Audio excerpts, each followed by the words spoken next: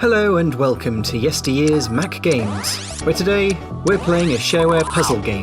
I realise that sentence alone is enough to make most people tune out. However, due to a software issue on my contemporary PC, I was a bit rushed for time and needed something simple, so here we are. That said, however, Short Circuit is a title that I've generally had installed on my old Macs throughout the years. A simple concept that gets darn tricky in later stages, this title by Carl Limsico sees the player matching identical blocks to get them to disappear.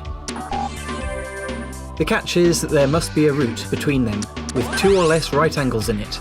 Obviously the shapes are jumbled up to make this difficult, and it can take quite a bit of brainpower to figure out what goes where. Not a good title to choose then if you've spent the afternoon down the pub.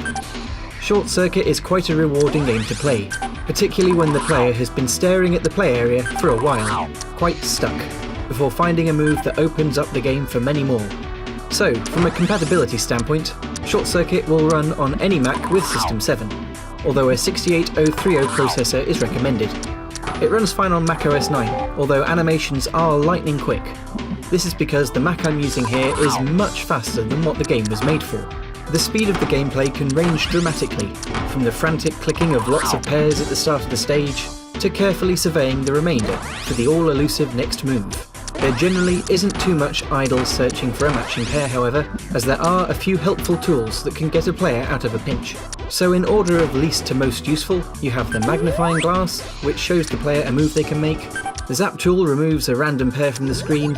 Occasionally, however, it removes a pair that doesn't help things at all.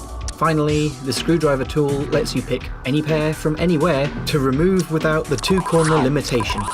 It's particularly useful to pick a pair that enables further moves around it. Regarding the last two, I tend to use the screwdriver for getting unstuck, and the zapper for removing any blocks at the end of the stage that just can't get a connection. Visuals are kept interesting, with the 3 different tile sets that cycle as the player progresses through the 8 worlds. The generic block worlds are straightforward enough, although the grey blocks and spectrumy shapes do make searching for the right one quite tricky. Each world has a quirk. Examples include heavy tiles that drop down, tiles that change places, the addition of metal blocks that can't be matched and are a royal pain in the arse, and additional tiles spawning in as the game progresses. The latter is horrible to see when stuck, as progress is slowly eroded. The last world combines this with tiles moving around the screen, and it is brutal. After clearing out a nice hollow where things can be more easily matched, tiles will spawn in or move to the centre of it, blocking connections. Despite this, a suggestion I have for tackling the later stages is to focus on one section of it. There's no point matching blocks in disparate locations, as new ones will spawn in within these gaps. If, however, they spawn in within a clearing, they can usually be removed again instantly.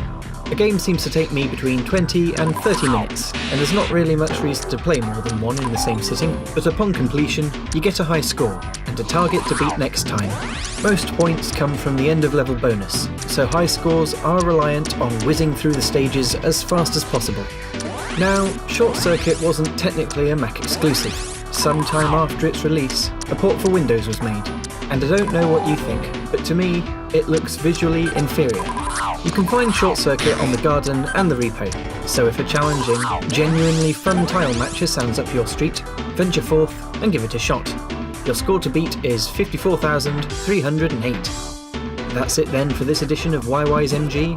As ever, let me know if you played this back in the day in the comments, and if you're not already subscribed, doing so will keep you on top for future videos of more old Macintosh titles. Thanks for watching then, and see you next time.